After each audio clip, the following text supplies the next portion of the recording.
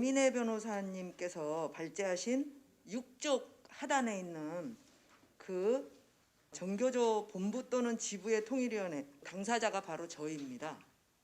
왜 국가보안법의 문제점에 대해서 이렇게도 잘 알고 있으면서도 폐지를 하지 않을까?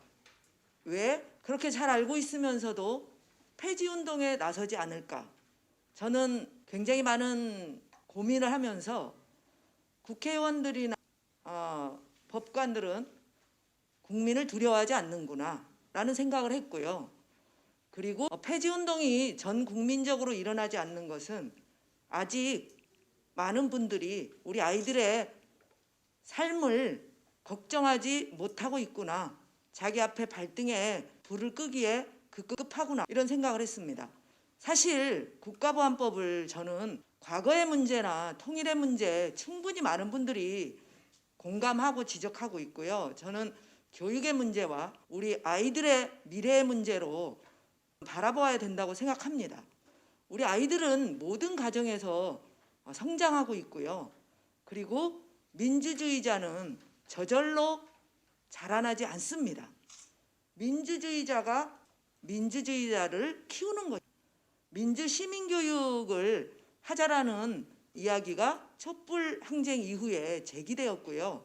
그리고 정부에서도 굉장히 강조하고 있습니다. 교육부에서 민주시민교육과를 만들었고요. 17개 시도교육청에 모두 민주시민교육과가 있습니다. 대한민국 교육기본법 제2조 보시겠습니다. 자주적 생활 능력과 민주시민으로서 필요한 능력을 기르는 것입니다. 저는 이 부분에 정면으로 위배하고 있는 것이 바로 국가보안법이라고 생각합니다. 왜냐하면 20쪽을 보시면 국가 안전을 위태롭게 할 목적으로, 아니 목적을 누가 판단합니까? 목적은 행위를 하는 사회 구성원이 판단을 하는 겁니다. 그런데 이 국가보안법은 당사자가 아무리 제가 그러한 목적으로 그러한 행위를 한 적이 없습니다라고 말해도 전혀 듣지를 않아요. 존중하지 않아요. 그리고 그냥 판사나 검사가 목적을 판단해서 판결합니다. 저는 이것은 민주주의의 기본이 안 되어 있다고 봅니다. 우리 아이들에게 이런 법이 존재하는 한 너희들이 우리 사회의 주인이고 그리고 너희들이 우리 사회를 책임져 나갈 수 있다라는 말을 감히 하는 것 자체가 미안하고 부끄럽고 안타까운 일이라고 생각합니다. 그래서 이번 시민들과 함께 국가보안법 폐지 운동을 시작하고 반드시 국가보안법을 폐지하는 그날까지 시민들이 깨어 있어야 된다라는 생각을 하면서요. 동시에 그럼 어떻게 활동할 것인가? 이것은 좀 더 생활 속에 밀착되어 있다라는 그 지점으로 같이 쉬운 언어로 다가가야 된다라고 생각했습니다. 그래서 20쪽에 보시면요. 국가보안법 7조부터 폐지운동 시민연대의 활동은 첫 번째, 이것은 국가보안법은 헌법 위에 있다. 말이 안 된다. 그렇다면 헌법재판소에서 이 문제를 당신들의 자존감을 바탕으로 대한민국의 헌법을 쓰겠다는 생각으로 이 문제를 바라보아야 한다라는 명제, 매주 월요일 11시 30분부터 12시 30분까지 헌법재판소 앞에서 우리 아이들의 미래를 생각하는 각 층의 인사들 그리고 단체를 대표하는 활동가들과 함께 1인 시위를 진행하고 있습니다. 이것은 또한 사진을 찍어서 역사적 기록으로 우리 아이들에게 대대손손 물려질 예정입니다. 그리고 두 번째로 시민과 함께하는 위로와 연대의 시간을 진행했습니다.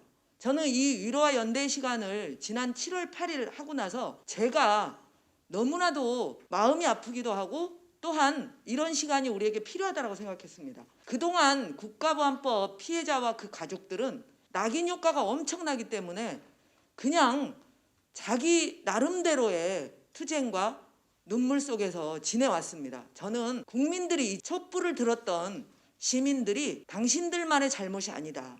이렇게 위로해주고 치유하고 연대하는 이런 과정을 가야 된다고 생각합니다. 그것이 우리 사회의 인간성을 회복하는 굉장히 중요한 부분이라고 생각합니다. 연대의 시간을 통해서 제가 느꼈던 건 우리나라의 시군구 방방곡곡에 국가보안법 피해로 눈물을 흘리는 당사자와 가족이 있다라는 것이고요. 이분들은 철저하게 외면되어 왔고, 그리고 지역에서 시민들과 함께 이것을 만들어나고 치유할 우리의 시민 의식이 준비되어 있다라고 저는 감히 말씀드리고 싶습니다. 이것과 동시에요, 저는 조금이라도 국가보안법 폐지를 위해서 노력하는 사람들에게 응원하고 격려하고 지지하고 방문하는 활동을 시민들과 함께 조직할 것입니다.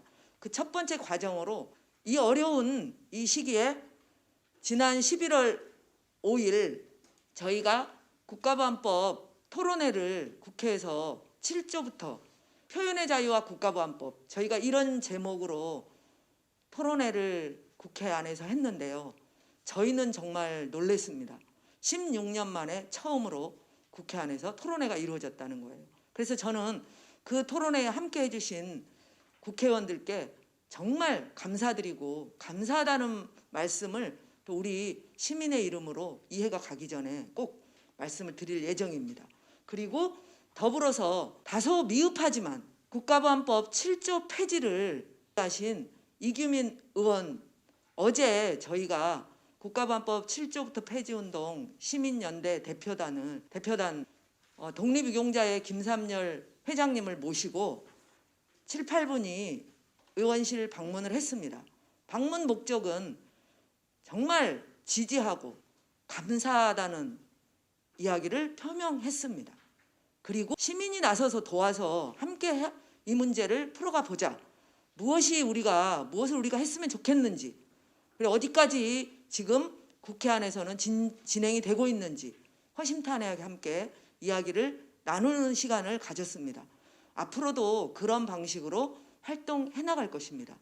저희가 어제 시민의원실에서 이러한 대화를 나누면서 느꼈던 것은 초선 의원 15분이 입법 발의했습니다.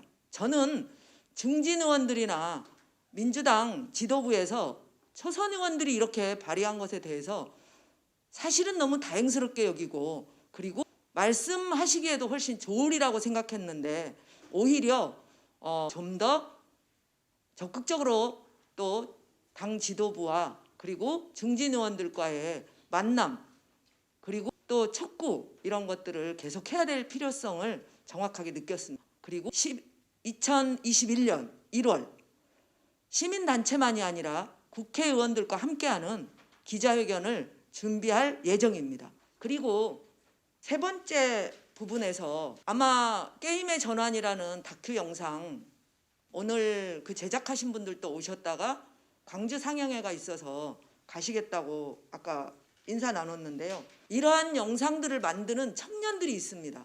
너무나 감사하고, 그리고 이러한 청년들이 영상이나 홍보물을 만들 수 있도록 저희가 나서서 시민들의 후원금도 모으고, 그리고 앞장서서 적극적으로 지원하면서 우리 청년들과 청소년들, 우리 사회의 진짜 주인이라는 생각을 정확히 가질 수 있도록 분위기를 전환해서 함께 진행하고자 합니다.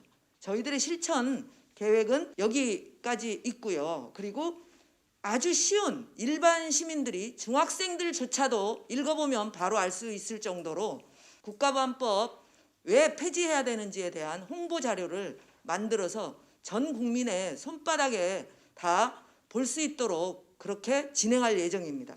첫 번째 작업으로 21조 국가보안법 7조부터 폐지해야 할 11가지 이유들, 저는 사실 이것을 퇴직교사와 현직교사 이렇게 5명이 모여서 토론하면서 이 자료를 작성하면서 저희가 그날 밤에 돌아와서 밤새 제가 눈물을 흘렸습니다.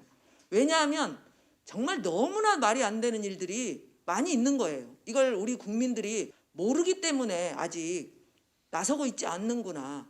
좀 더 쉬운 언어로, 좀 더 다가갈 수 있는 그런 양식으로 우리가 만들어서 하겠다, 이런 말씀을 드리고 싶습니다. 간단히 보시면요, 세상이 바뀌었습니다.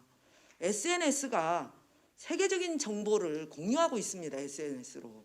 그런데 이러한 무슨 세계적인 관심과 이런 호기심 이런 것들에 대해서 눈을 돌려도 시원치 않을 판에 뭔가 탐구하겠다는 어린 학생들, 청년들, 교사들, 일반 시민들을 억울한 피해자를 양산할 수 있다라는 첫 번째 거고요. 그다음 두 번째는 충분히 말씀드렸기 때문에 생략할 수 있겠습니다.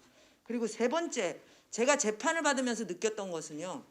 판사가 판결할 때 전력이 있는지를 검토해 보는 거예요. 우리 사회에서 전력이란 민주화운동 전력으로 처벌받은 것까지도 국가보안법을 재판할 때 가중처벌을 하더라는 거예요. 그래서 저는 너무나 놀랐고요. 이건 정말 말이 안 된다고 생각합니다. 그리고 제가 이 조사를 하면서 문재인 대통령께서도 국가보안법 비핵화 의지가 확고하다 이 발언으로 국가보안법 7조 위반으로 지금 고발당한 상태세요. 안타깝습니다. 그리고 민주주의 사회에서 비판적인 사고와 의사표현이 제약된다라는 것이 너무나 우리에게 손실입니다. 실제로 무상급식, 무상의료, 부의 불평등 문제, 보편복지, 심지어는 사학 부패에 대한 문제를 제기해도 빨갱이라는 이런 형태의 프레임을 가지고 공격하는 것이 국가보안법이 존재하기 때문이라고 말씀드리고 싶습니다. 예술가의 표현 7번 충분히 많이 공감하실 거고요. 심지어는 역사 선생님들이 교단에서 역사를 가르칠 때 그리고 문학을 가르칠 때 도덕을 가르칠 때 제대로 교육하기 어렵습니다. 양비론이 있지 않고서는 편향적이다 이런 이야기를 공격받을 수 있는 소지가 너무나 많고요. 그리고 정당한 평가를 받고 있는 5.18 민주화운동이나 제주 4.3 항쟁을 가르칠 때조차도 굉장히 많이 삼가하고 또 줄이고 당시 유행했던 민중가요를 부르는 것조차도 국가보안법 위반을 걱정해야 될 정말 말이 안 되는 그런 상황이 교육 현장에서 진행되고 있습니다. 처벌 이전에 교사나 학생이나 심리적으로 38선을 가지고 있습니다. 해야 될 말과 하지 않아야 될 이야기를 늘 전전긍긍하는 그런 형태로서는 올바르고 제대로 된 교육을 하기는 쉽지 않다라고 감히 말씀드리고 싶습니다. 그리고 또 하나 더 말씀드리면요. 북에 대해서는 긍정적 정보나 어떤 사실 확인 차 또는 제가 소지해 있었던 민족의 세시풍속 이야기 이런 것조차도 처벌이 됩니다. 그런데 어떠한 증오적 발언이나 욕설이나 이런 걸 해도 그 사람들이 처벌받았다는 이야기는 저는 못 들어봤어요. 이거는 우리 자라나는 세대들에게 인간성을 파괴하고 그리고 혼돈에 빠뜨립니다. 의식화 교육 해야 됩니다. 무의식 상태에 빠뜨리게 할 수는 없는 일입니다. 마지막으로 11번째, 국가보안법 제7조는 정치공작의 최후 안전장치, 보험용 기소의 수단이 될 수 있다. 저는 이 부분에 대해서 너무나 공감하고요. 저를 기소할 때도 이적단체 결성, 해합통신법 위반, 교리협력법 위반 어마어마하게 기소를 했습니다. 근거가 나오지 않자 맨 마지막에 7조를 슬쩍 끼워 넣어서 남북 교육자 교류 당시에 있었던 그러한 책자나 메일 이런 걸 가지고 처벌을 했습니다. 이게 국가보안법의 현실입니다. 사실 국가보안법이라는 이런 부분은 벌금형이 없습니다. 다른 법에 비해서 유무죄만 다퉈요. 그리고 너무나 놀라운 일은 국가보안법으로 제가 당했는데요. 30년 동안 근무하고 파면됐습니다. 책자 한두 권 가지고 있다는 이유만으로. 그리고 30년 동안 부은 연금이 박탈당합니다. 이 공무원연금법 조항에 이것을 하나 또 끼워 놓았더라고요. 그래서 국가보안법은 정말 전면적으로 우리 국민을 주인이 되는 과정을 철저하게 억압하는 법이라고 생각하고요. 폐지운동에 함께 나서서 우리 아이들의 이런 말도 되지 않는 비정상적인 법을 더 이상 물려주어서는 안 된다는 말씀을 드리면서 저의 토론을 마치도록 하겠습니다.